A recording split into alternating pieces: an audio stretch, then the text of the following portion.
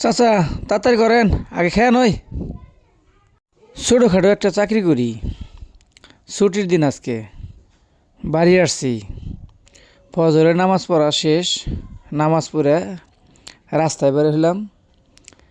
দেখি পোলাপান হাইটা যাইতেছে। জিজ্ঞাস করলাম কই যাও, কয় রস খাইবার।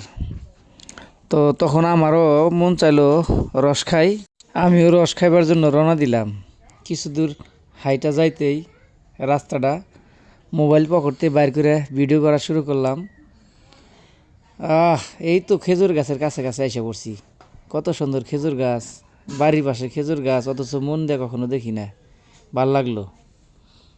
চাচার কাছে রস চাইলাম, চাচা এক হাঁড়ি রস ডাইলা দিল। সাথে এক বন্ধু আসছে দূরের থেকে, ফোন দিছি, সে ধরলো।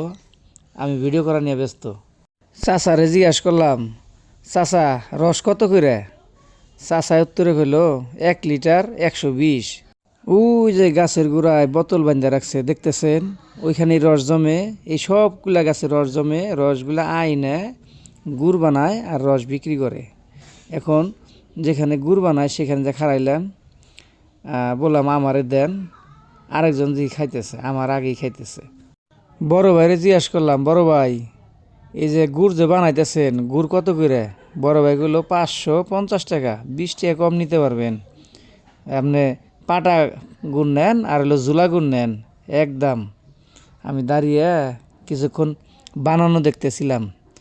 এই এই গড়টাই এরা বানাইছে, যারা রস সংগ্রহ করে, গুড় সংগ্রহ করে, এটার ভিতরে থাকে। খেজুরের পাতা দিয়ে বানাইছে। আমার কাছে খুব ভাল লাগছে গড়টা। একটা রাত থাকতে পারলে মনে হয় ভাল লাগতো। ঘরটা দেখতে দেখতেই গুড় বানানো শেষ, এখন গুড় নামাচ্ছে।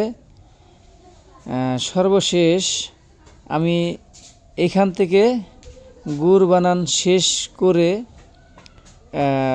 নামানোর পর 2 কেজি গুড় নিয়ে যাব, মুড়ি দিয়ে ঝুলা গুড় দিয়ে খাবো।